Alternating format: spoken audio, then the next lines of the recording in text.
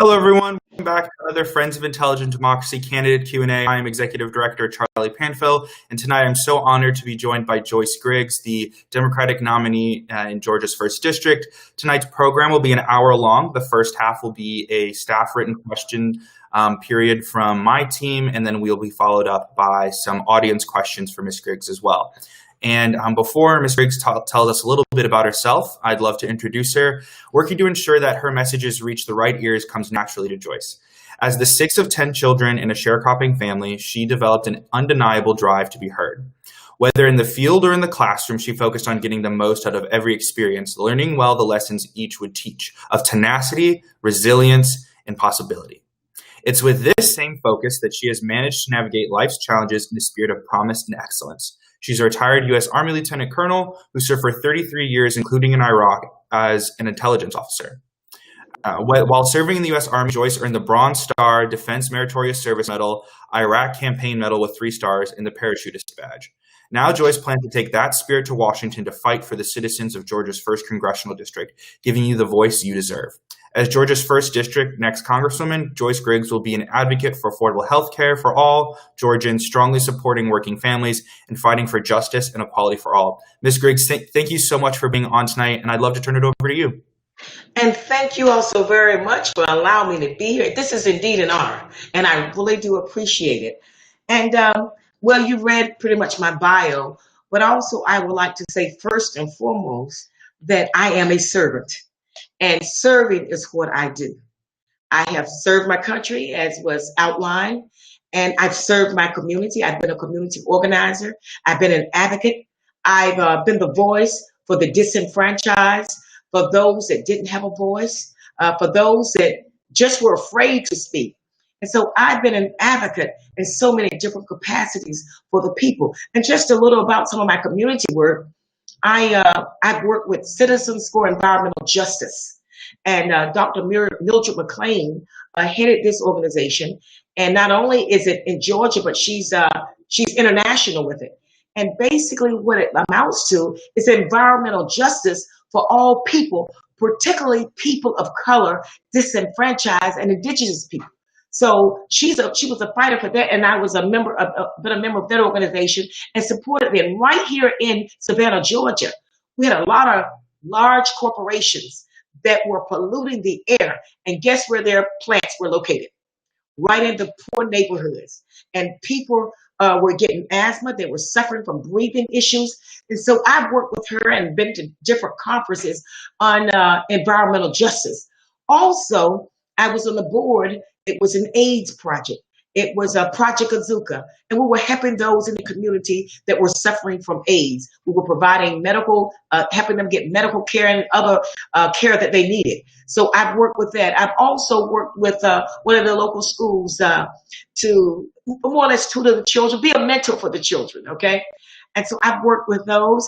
I've done missionary work, actually. I've been to Africa. I've been to Mexico. Barbados.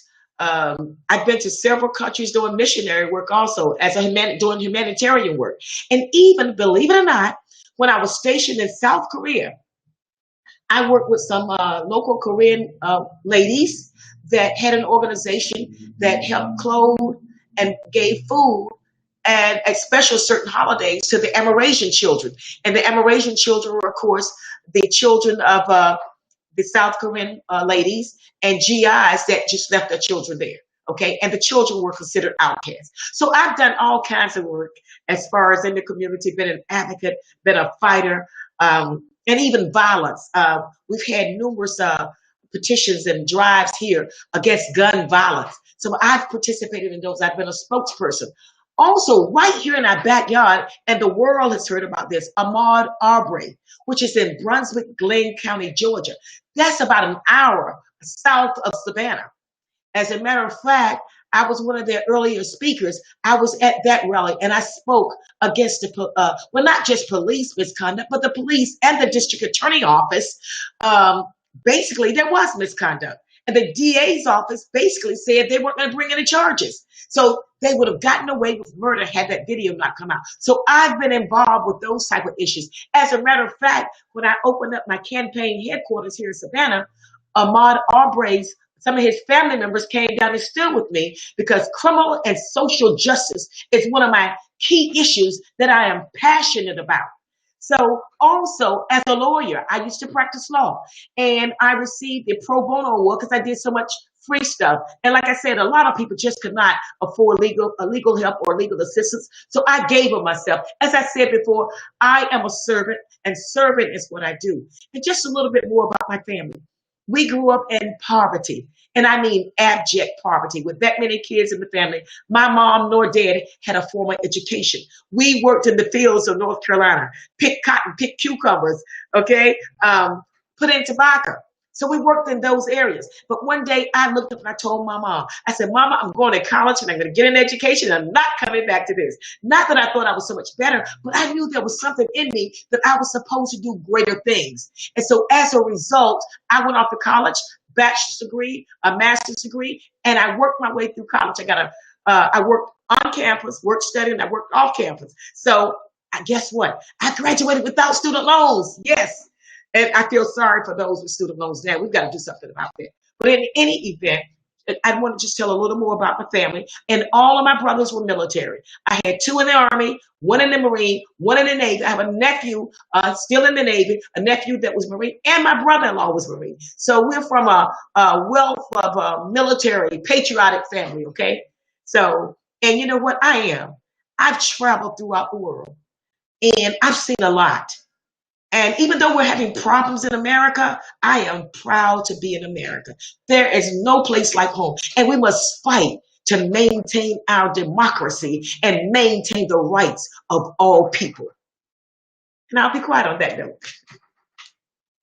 Well, thank you so much. I mean, definitely, we're so glad to have you here. I think that you're one of the many candidates running on the Democratic ticket this cycle that embody what America should be standing for, but because of the Republican Party isn't standing for right now, especially someone like Donald Trump at the head of the Republican ticket. And I want to get into some of the questions.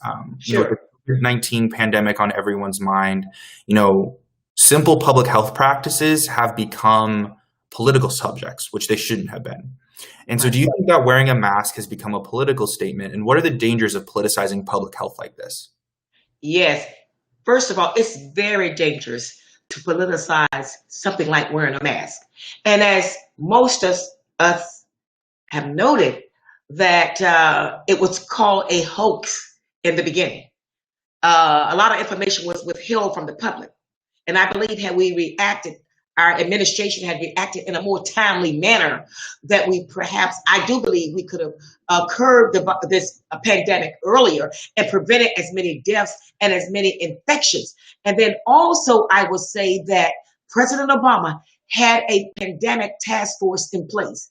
Unfortunately, this present administration disbanded it. And then ultimately he started forming another task force. So what I would say, yes, they have politicized this virus, wearing a mask. That should not be. And if you watch TV sometimes, and at the rallies that this present administration is holding, and some of his members, they're not wearing masks. And they're still saying, we're not going to wear a mask. That's violating our rights. They're coming up with all kind of issues. Okay. Instead of looking at what is the science saying? What are the experts saying? Okay. Wear the mask. Let's get through this. Do what we need to do. I say follow the science, wear the mask, but they have made it such a political issue. And it's also a political divide.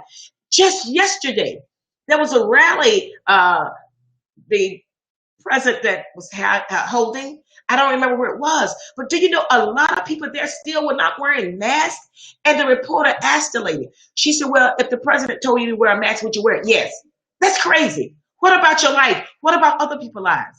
And so they have politicized this thing. I mean, it is absolutely crazy. They have created a Democrat and Republican mask almost, and it's just absolutely crazy. And that should not be. We should look out for the health of all people. And the ones that are in control, the commander-in-chief, should not be spewing out misinformation about this pandemic. It is real, it is dangerous, and it's killing people on a daily basis. As a matter of fact, over 23, maybe it was 33 states have seen a sharp increase in the rise in this virus. Dr. Fauci said that, of course, we've had over 2 million people dead. He said, but by the beginning of the year, we'll probably have like 4 million people, because they're not following proper health protocol. They're not listening to the expert. My God, it's not going to kill you to wear a mask. So they politicized it, and it's wrong because we're losing people.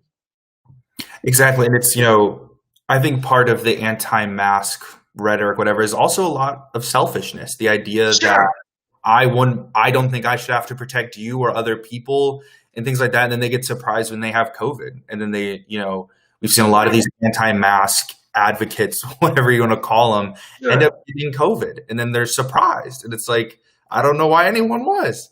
Right. It's on the same vein of questioning, the COVID-19 pandemic has highlighted inequities that, especially the people that live these inequities, always knew were there, and especially people within the Democratic Party always knew were there. And one of those is within our healthcare system. Sure. We've seen people not being able to continue not to afford drugs, especially now that they've lost their jobs. So where do you believe in the American healthcare system Congress can make reforms to, bring our healthcare system closer to the rest of the developed world, aside from the affordability issue, which is often talked about? Yeah, well, I know there was a lot of fight about the Affordable Care Act, and even now they want to really disband the Affordable Care Act. So I'm saying, well, what are the people going to have? Have they put forth a better plan? I don't think so. Okay, so what I believe we should be doing right now, even with the Affordable Care Act, there was open enrollment, open seasons. I said, let's open this up as long as we need to open it up, get rid of some of the restrictions, because people are still suffering. A lot of people do not have medical coverage because, like we said, a lot of them go hand in hand with the jobs. They've lost their jobs, so they don't have health coverage. Okay, let's open it up. Let me point out, in Georgia, there is something known as Medicaid expansion. Do you not know Georgia has refused to adopt that? That would help so many people that don't have health care, but they have fought. They have just fought against that. There's monies available. And, when I get to Congress, I'll push the money down so we can make sure we can have Medicaid expansion. Well, there's money's already available, but the powers to be in the state house in particular, they have fought against Medicaid expansion. And that is absolutely ridiculous. And then again, that's along partisan lines, and that shouldn't be. A person's health should not be based on politics. Okay? It should not be based on politics. I say also, let's open the Affordable Care Act. Let's expand it as long as we need to. Let's let as many people enroll in it. Let's treat the people. This is America. We waste so much money on corporations. We're always bailing corporations out. But what about Main Street instead of Wall Street? What about the people? And then I would say also the prescription drug. Okay, come on. My opponent is the only pharmacist in Congress. Okay, let's fight for lower prescription drug costs. A lot of people may not know this, but we're importing a lot of our drugs from other countries, primarily China. And China are giving us tainted drugs. And I know this personally. I have a friend who was taking that high blood pressure medication that came from China. She started getting sick, heart palpitation, and her doctor called, oh, by the way, the FDA is pulling this particular high blood pressure medicine. It came from China and it's tainted. That should not be. America is the most developed, supposed to be anyway, the most developed and leaning forward country in the world, and we're allowing this, and then we get the drugs in this country, and then the prices are sky high. That should not be. And then also people with pre-existing issues and illnesses should still stay on they should not be dropped. They should be able to get insurance. And we've got to do something about that. I will fight to make sure that all people have health care, not just affordable health care, but good health care. We've heard the president say, well, I want everybody to get the treatment that I got for COVID. Come on, okay? Come on, let's be real. Let's be realistic. But I will say this, maybe we should let the Congress, the Senate, all of Washington, those in power, go for 6 months or maybe a year without a paycheck and also without health insurance. Okay? Let them see what the people experience. Exactly. I think members of Congress get the best healthcare insurance in the Yes. country for something like $80 a month, and Yes. don't even have a concept of Right. what people face in America. And then my next question, before I hand it over to Alex, who's our political director, is on a subject that used to be thought of just a coastal problem, but is now affecting all parts of the United States, and that's climate change. Gen Z and younger millennials like myself have been leading the fight for climate justice and against a climate crisis that we were born into. How do you plan on supporting their message and actions when you win in November? And and my hats off to the millennials that's fighting to protect our environment and that's standing up against the reality of climate change. Oh my God, my hat's off. And we need you all in the sense you all are our future. You are going to have to inherit this mess that we are creating. And I intend to support them. We need to make sure that we have the young people on board when it comes to making decisions, making policies. We need to listen to their input, what they are saying, what you all are saying, because guess what? We don't know it all. You all have to live with this. So, and I would say also, we need to get monies, grants, or whatever, so that we can make sure we have enough of the millennials, of the young people that are climate activists on board with us at the table when decisions and policies are made about climate change. It is not a hoax. It is a reality. Oh, look at all the flooding. Matter of fact, in the last 20 years, this climate issue is horrible. More natural disasters in the last 20 years. What? Hurricanes, flooding, tsunamis, forest fires, you name it. It is happening. So I said, bring the young people on board with us, form a special support group, task force, whatever you want to call it, to put them on board to help us make some changes, implement some policies and procedures, be at the drawing board, help us draw up some policies and procedures. Great. Thank you so much. So I'm going to turn it over to Alex, who's our political director, and he's going to ask a couple more questions. Sure. Hi, Ms. Griggs. Thank you so much for joining us tonight. Thank you. So I know that you are really passionate about helping working families. So Yes. my first question is, in your opinion, what do you think are the best ways to support Georgia's working families and improve work standards and wage protections for low income or minimum wage workers? Okay. Well, being here in Georgia and in South Georgia, in Savannah, there's a lot of people right here in this city. As a matter of fact, not just the city, but throughout the district that are living in poverty. I personally know people that are having to work 3 jobs, okay, just to, I'm not even saying live above the poverty, just to keep food on their table and they keep their utilities on. And that should not be. I believe we need to have and some people call it the living wage, but a wage where they can live.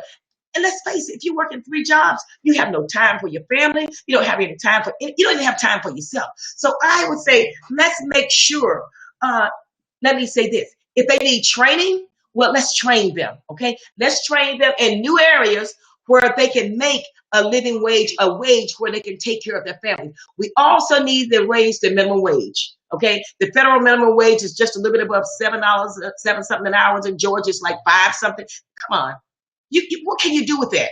We must raise the minimum wage, okay? And then we also, if there's some families that are willing, if they need to be retrained, let's make sure we retrain them in a skill set that they can get a job.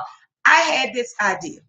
A lot of people right now are still out of work because of the pandemic, okay? And at one time, they were getting this extra stimulus check. So I said, well, let's do something while I know they're not just sitting at home, but while they're at least getting some kind of income coming in, let's open up the technical schools, let them go to the technical school and get a skill or trade that they can use in a job. And here's how that can work. The local Department of Labor has a listing of employers that need certain skill sets. Let's match them up with that and let's send them back to school or a skill set or training so that when they finish, they can hopefully ease into that job. Now, also, I like what the labor unions, a lot of them are doing, apprenticeships. I think that's a great concept. Okay. Not only are they learning a trade, but they're getting paid. And guess what? They have a job when they finish. So I said, let's open up for more apprenticeship. And I think one thing that we should do, there are a lot of people, the poor communities, a lot of people, a lot of the males are coming out of jail. They don't have a job. A lot of people would not hire them because they are felons. Okay, so what are we doing? We're creating a vicious cycle for them. So I say, let's come up with a better program. Even if we can partner with the unions or partner up with some of these employers that's willing to train them and hire them to get jobs, even if it means providing grants or things of that nature to some employers in order to hire the people. But we must come up with a living wage for these people and cut out these 3 and 4 jobs. I mean, all around me, throughout this district. See, because we have the rural area and we have urban areas and in between.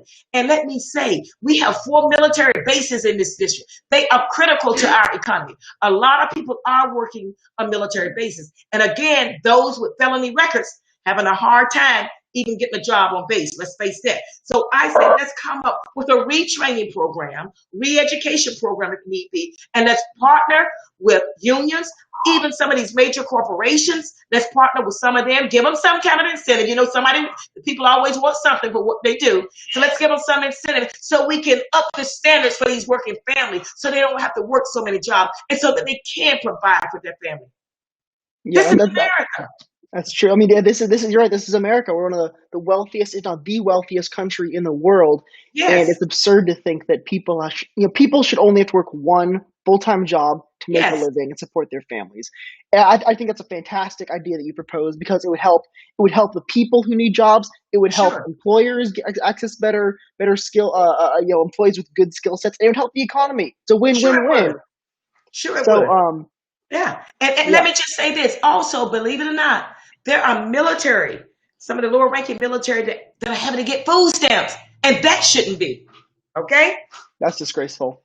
It's disgraceful. Yes. So, yeah. So I want to shift subjects now to talk a little bit about immigration. Sure. Immigrants are an integral part of this country and deserve the same protections and rights that all Americans have. What will you do to make sure that immigrants are protected from harmful legislation and discriminatory policing? You know, and that's a great question because we need immigrants in this country. The immigrants have done so much for America. Okay. Yeah, we know there's some that cross the border illegally, et cetera, et cetera. But, you know, it is absolutely crazy to deport someone that America is their only place they've ever known.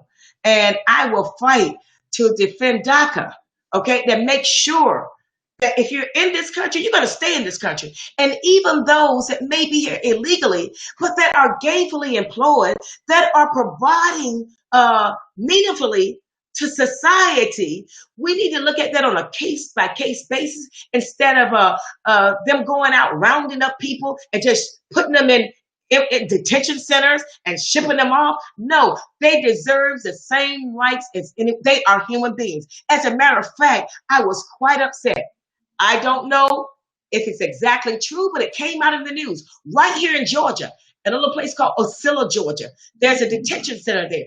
They were saying that they were illegally giving the women hysterectomies. That is wrong. Okay? And they call them the uterus doctors. The doctor, he was removing the women's uterus. That is absolutely wrong. I mean, that is so inhumane. And it equates to me, at one point in American history, they were illegally sterilizing Black women. And that's the same scenario. That is absolutely wrong. And I will fight to protect the workers of all immigrants. And I'm violently opposed to any mistreatment of any human being. I serve my country for all people. Oh my God. And it terribly disturbs me the way they are treating some people. And right here in Georgia, I had this Mexican gentleman. He went to a store, a pawn shop, and he wanted to buy something. And do you know what they said to him? We don't sell to Mexicans. That bothered me. And he said, well, let me talk to the manager. And the manager said, they're right. We don't sell to Mexicans. Okay, but you want them to work for almost nothing? Come on. Okay? And we need the workers. The migrant workers are the ones. We have a lot of farms here in Georgia. They're the ones that get out in the fields and glean our crops. And I mean, my God. And I will fight for the protection of all people and the immigrants. On my watch, I will not just let them do the immigrants any kind of way. I promise that I will fight for them. The practices you described are just absolutely just disgusting, and I know we and your constituents need a fighter like you to stand up for them. Yes, so exactly.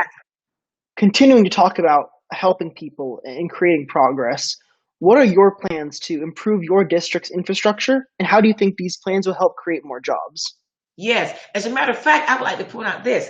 During President Obama's administration, he had actually started working on infrastructure because a lot of our bridges, our roads, etc., are dangerous. We've had situations where roads and bridges have collapsed, and even in the first district, the same goes. Okay, well, also there are federal funds available. Of course, we have the DOT, Department of Transportation, and we have the federal agency also that put money in the interstates.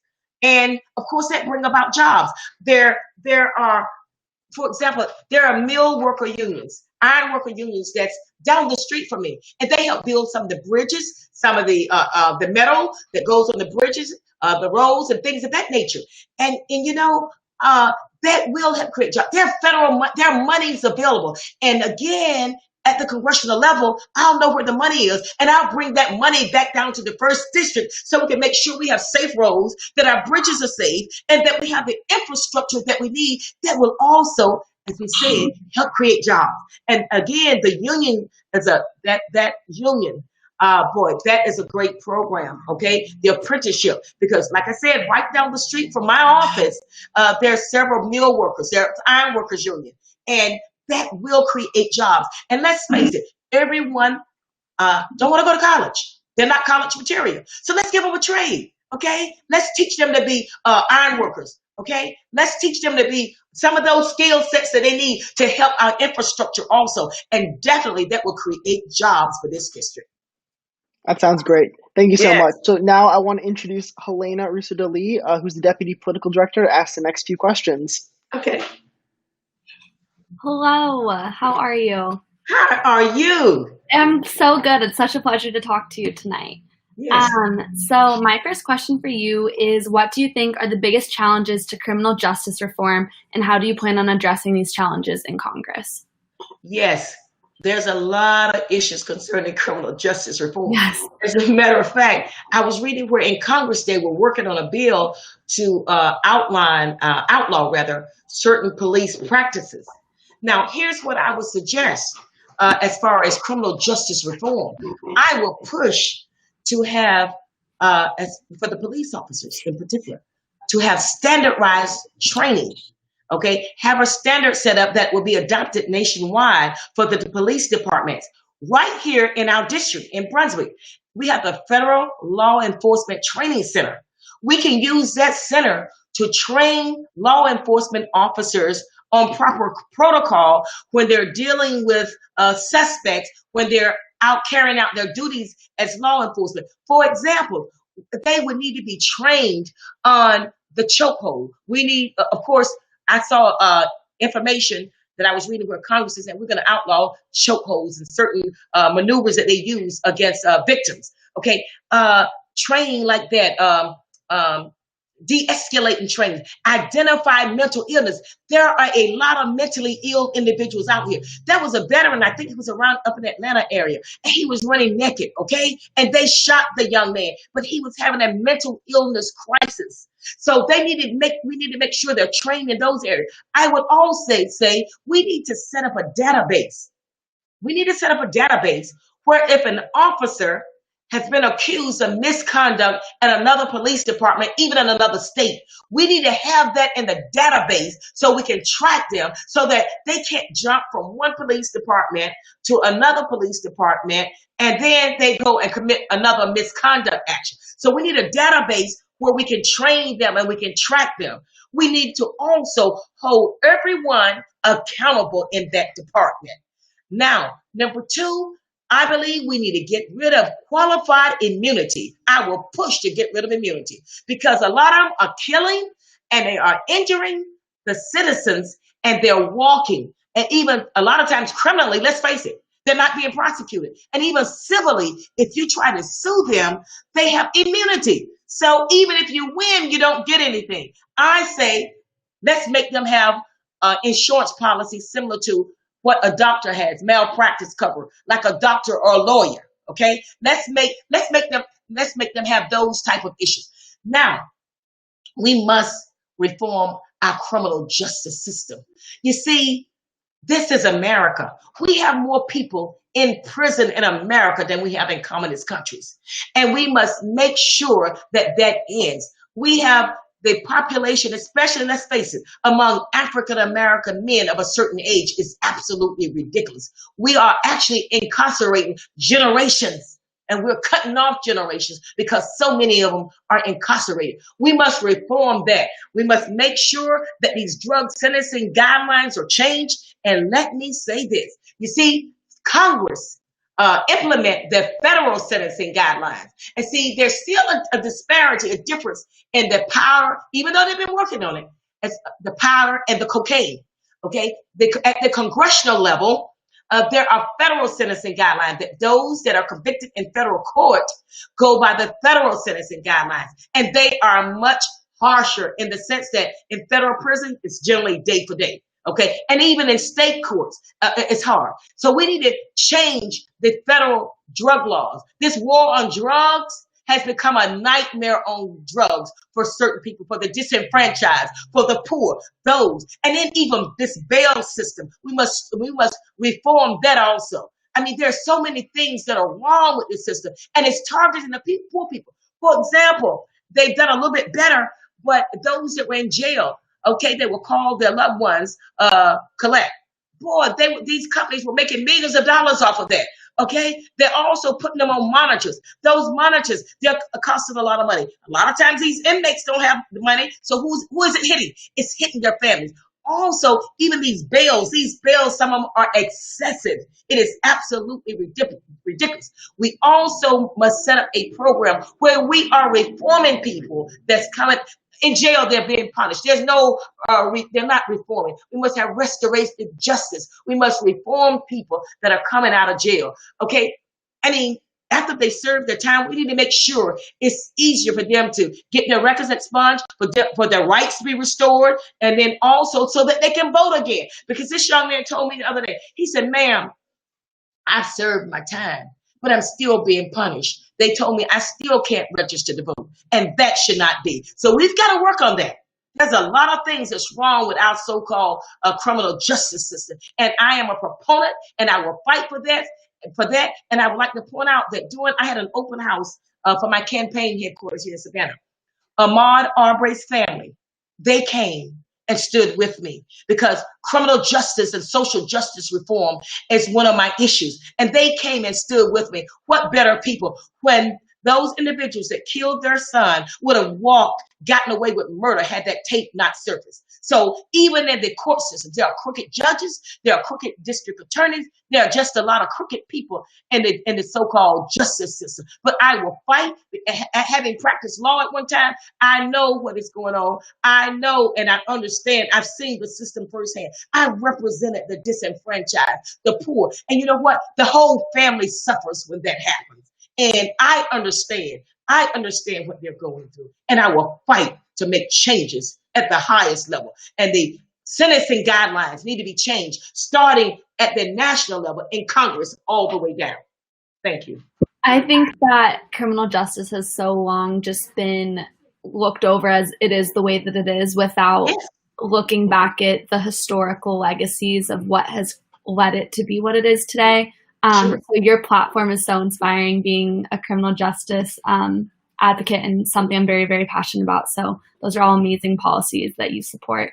So kind of with that, my next question is, how will you work to make sure people with histories of domestic abuse, police violence, and other malignant behaviors won't be able to obtain a firearm? Yes, and and that is a very good question. Do you not? Well, at a lot of gun shows, They don't do any background checks. Right. Okay, they go and set up guns, or if they're there. And I've read an article where this guy was there. On the side, he set up next to this gun show, and he had some weapons there. People came and bought them. No background check or anything. So I think we need to tighten. There's some loopholes that they're getting through. So we need to tighten up these loopholes, because I know of cases right here in our backyard where people were accused of domestic violence. Okay. And yeah, they took the weapon away from them, but somehow they managed to get around that and get a weapon, and they went back and killed their partner or their loved ones. So we need to tighten the loopholes on those that have been accused. And again, I don't want to invade anyone's privacy by no means. I don't want to take away anyone's rights by any means. But also, we might need to come up with a good database that can be checked. But then again, there's loopholes where people are getting around it. And then also there's loopholes where someone that can legally have a gun, they're giving a gun or loaning a gun to someone that shouldn't have a gun. And so we're going to have to deal with those individuals also. But there's loopholes, I believe, that must be closed, and we must protect those that have been victims of violence, domestic abuse.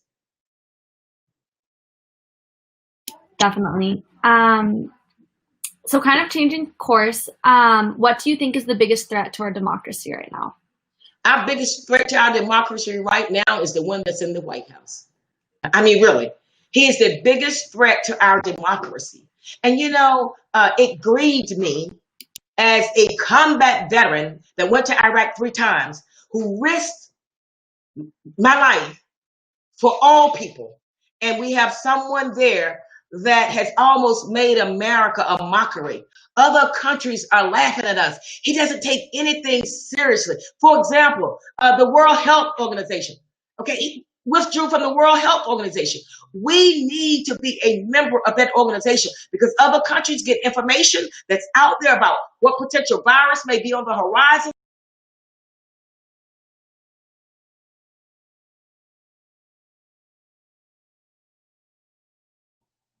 Seems like, oh, there she is. Okay. Pulled away from that. We're not in a vacuum. We're in a global environment. And so, unfortunately, a lot of these issues are national security issues. Climate change is, okay?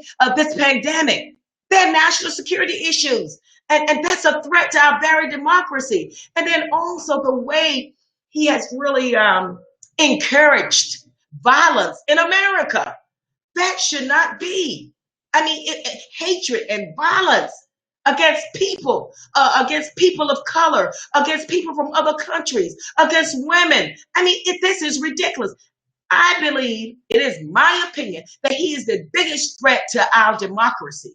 And we must fight, we must vote, and we must fight to make sure that we do not lose our democracy, that your forefathers and my forefathers and our parents fought for the democracy so that all can have life, liberty, and the pursuit of justice. That's the greatest threat, in my opinion, to democracy, and those that are that's marching along with him. Most definitely, and I think that's why this election is probably one of the most influential and has some of the most at stake than we've seen in a long time. And so for my last question, kind of to sum it all up, why is it so important that we win Georgia's 1st district? Wow, it is so important that we turn Georgia blue and turn the 1st district blue. And the reason I say that is that the people have not been properly represented in this district. It's been about money for those that have been in office, okay? It has absolutely, and even with this pandemic, it's been profit over people, okay? We politicized wearing of the mask. We've made everything so political now, and it's been about profits instead of, we can always make money, but we can't get those lives back. And it is very important that we turn this district blue, because people are suffering here. A lot of people don't have, as I said before, Medicaid expansion.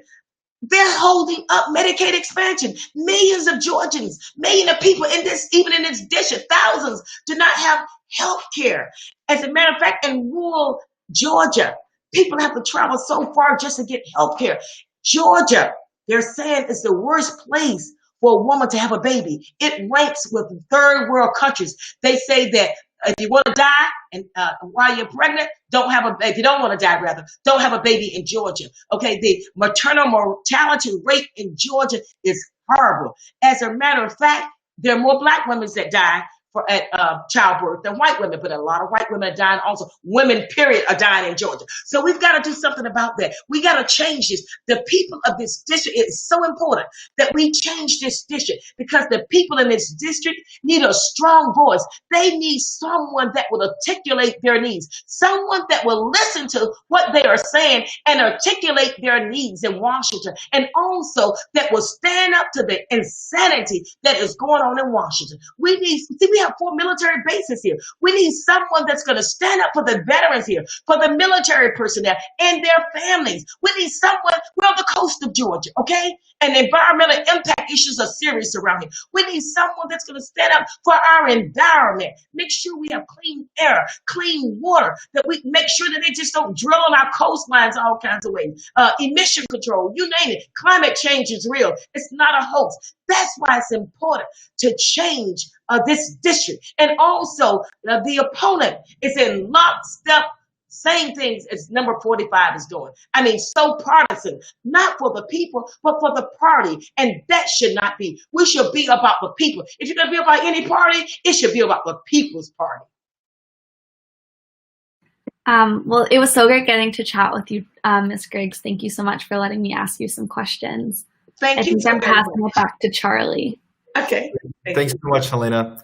All right, so before we move on to the audience questions, and I'm going to turn it over to Harita for that, I just wanted to talk a little bit about, what is the best way to help your campaign? We've put your website and your Act Blue link in the live stream chat, but just again, what is the best way for people in your community and also outside of your community to get involved? Yes, the best way for them to get involved, of course, we need money. Okay, number one. And I know you said you put the Act Blue link up, and that's great. Okay, so we definitely need money. We need volunteers. We need more volunteers to help finish canvassing. We have phone calls to make. We have canvassing, texting to also do. So we need volunteers to do those things. And if you only have a penny, that would be appreciated. Guess what? I appreciate anything, okay? And so we need volunteers for phone banking, for texting. We just need volunteers, and even some to help hold signs, to get out and help talk to people. We've been in neighborhoods, we've been talking to people, and it's been good meeting the people. And you know what? We're developing relationships. We're not just going to say, just vote for me just because. No, we mean business. We're developing relationships. We want to change things for the people. And I want the people to know one thing, that I can't be bought and I can't be bribed. I am not taking corporate PAC money. Corporate PAC money, no. And you know why? Once you start taking corporate PAC money, they own you. You have to dance to their tune. I'm not dancing their tune. I'm representing the people. I'm that voice for the people. No, they can't buy me. I work for you. Well, that's awesome. And definitely, if we can get a mobilized link, we'll send it out as well.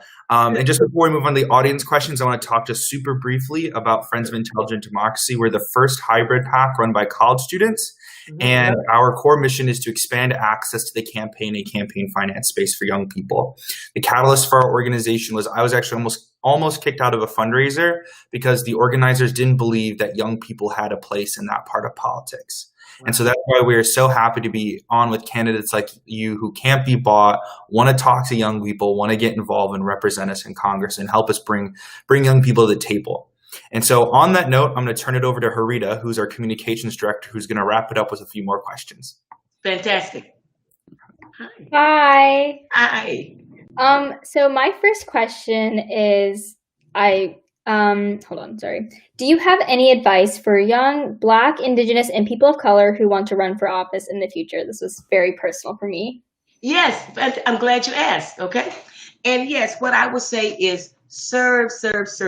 And by that I mean get involved in as many activities as you can in your community. Start on the grassroots level. It's so important, okay? That's where a lot of races are won. Get involved, volunteer, do what you can, read, okay? Read as much as you can, study other campaigns, and definitely get involved, serve. That's what I would say. Serve, and start jotting your ideas down. Let's say, for example, I used to tell my children, well, what do you want to be? What do you want to be in 5 years? Make a plan for yourself. Or you can make it shorter. If you don't want to go 5 years, what do you want to be in 2 years? Or what do you want to be in 5 years? And then what training would you need to get to your destination?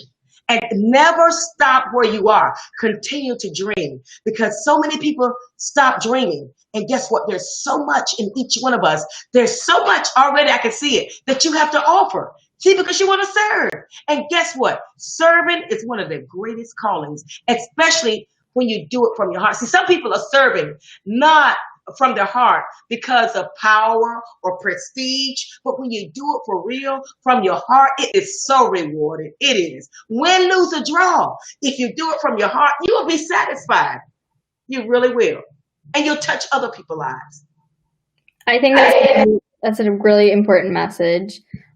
So my next question is, can you discuss how your military career will inform your time in Washington? Yes, how it would impact my time in Washington?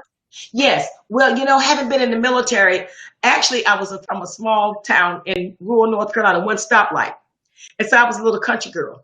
And I was always curious, and I read. That's why I said read. And the military was instrumental in helping me interact with people from every walk of life.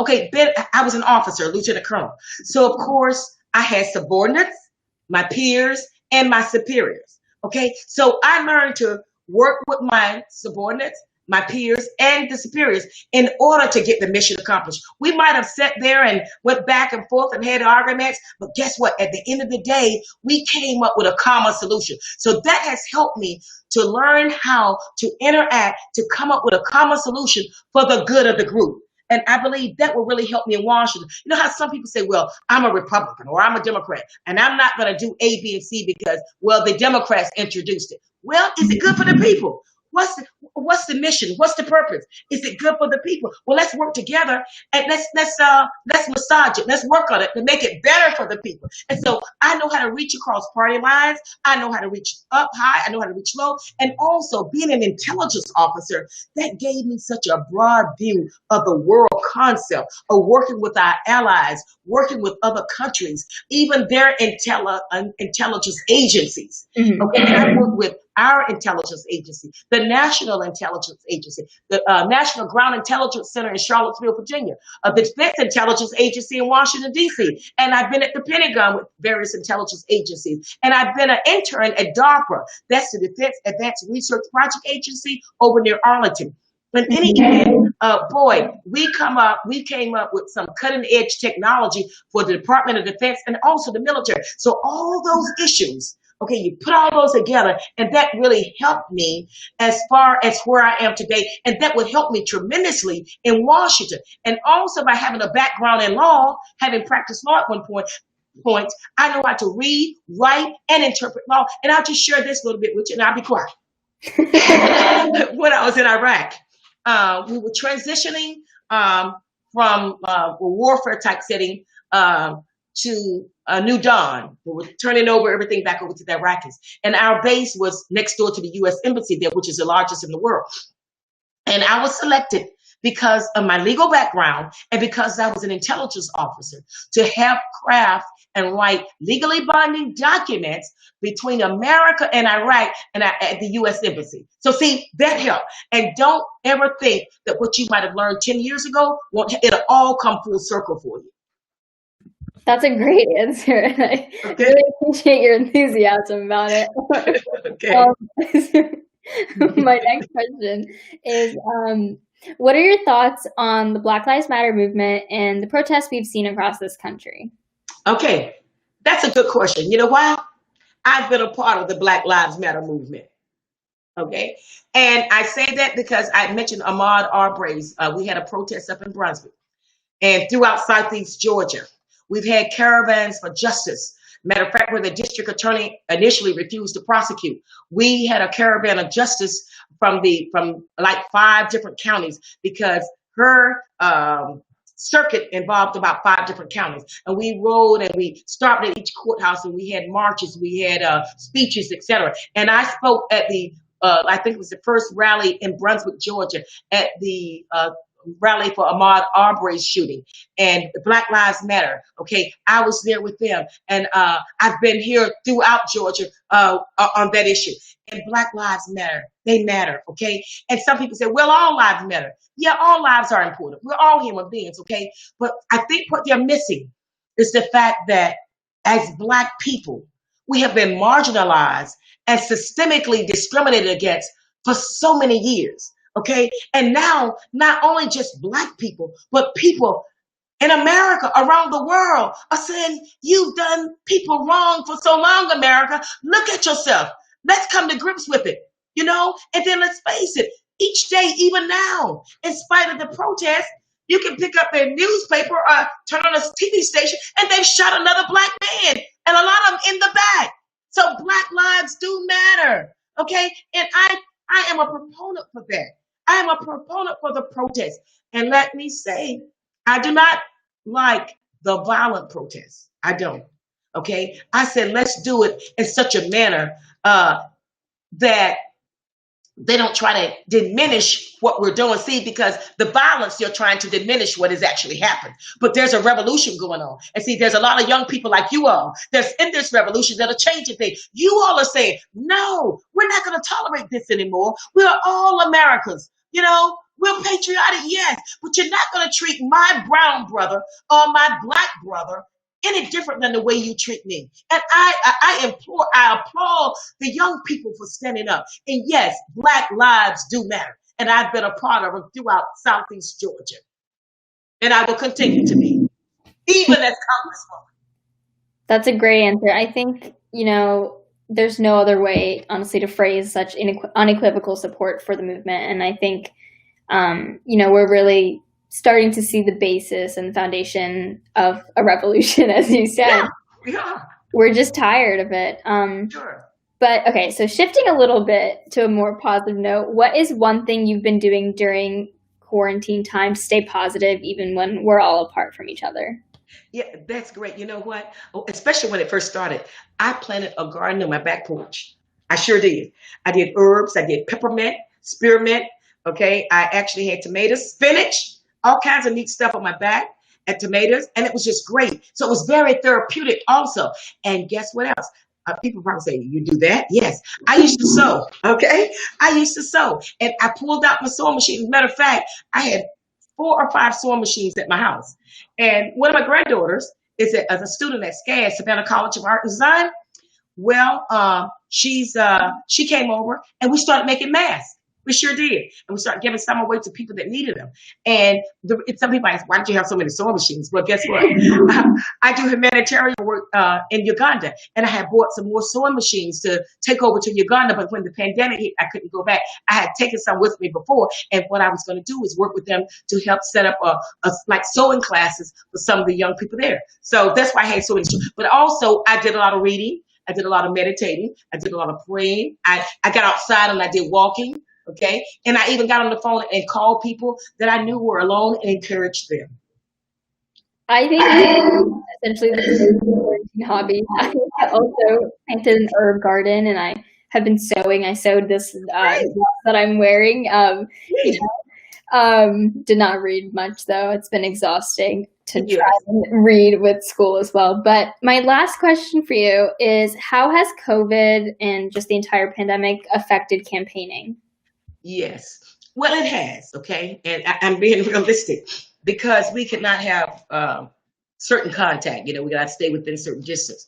So what we've done as best as possible, we've had outdoor activities. However, though, just like last Saturday, we had one outside at the farmer's market, and we wore masks and we observed social distancing. Okay. And of course, with the hand sanitizers, A, B, and C. So it has been a little difficult as far as campaigning. So what we've had to do is we've had to rely on more social media, some radio advertising. Of course, TV advertising has been very expensive. So we haven't done any of that. So, and then we've also been making a lot of phone calls. Okay. We've been texting. We've been emailing, things of that nature. Also, the word of mouth. We've been telling everyone this friend tell 5 friends, and this friend tell 5 friends, call them and tell them. So we've been doing things like that, and we've been observing social distancing to make sure that no one is infected, that we're in contact with, that no one is infected by the COVID-19. So we've been observing social distancing, but it has made it very difficult. And I'm a people's person. I like to get involved with the people. I like to get there and talk with them, because a lot of times when you're with the people, they can kind of feel, feel how you are, So, but it still has been exciting. It's been very exciting. Oh, we've done mailings. We've done postcard mailings. Definitely. I think the virtual setting has been difficult for all of us, but I'm glad that, you're still sticking out there and really. Yes. Yeah, and a lot of Zooms. We've done a lot of Zooms. Definitely. Thank you so much for speaking with me. Yes, thank you. Great. Thanks, Sarita. All right, so we've come to the end of our program. I don't want to impede on your schedule at all tonight, so just wanted to turn it back to you if you have any closing words before we wrap things up. Okay, fantastic. You know what? I've really enjoyed this. And I am fired up and I'm ready to go. And I'm fired up about you young people also. I mean, you all are going to change the world. And I really appreciate it, and you're going to take care of us one day. You're going to make decisions that impact on us. And I think that's great. And I just feel that you all are moving in the right direction. I mean, gosh, I am so appreciative. And this climate change issue, stay on top of it. And when I become Congresswoman, you all make sure that you come see me. And I need your input. I'm telling you, I need you. All right. And thank you so very much for allowing me to be here. I want to tell everyone that's watching, get out and vote for Joyce Marie Griggs as your next Congresswoman. And my phone number, let me give you my phone number, because some of you just want to call, ask me a question, you can. I'm at 912-316-6009. And that's 912-316-6009. You can ask me anything. Don't be afraid. I'll talk to you. And I go to bed late. I'm an early riser. That military is still in me. I wake up at 5 o'clock in the morning. So I'm up early. But anyway, if there's anything you want to know, by all means, ask me. And again, I appreciate you all so much. This has been a blessing to me. I hate to go, but I know our time is up. Thank you so much. Great. Thank you so much, Ms. Griggs. Okay. And then thank you to everyone watching tonight. And please remember to stay safe and stay healthy. Thank you so much. Wear your mask.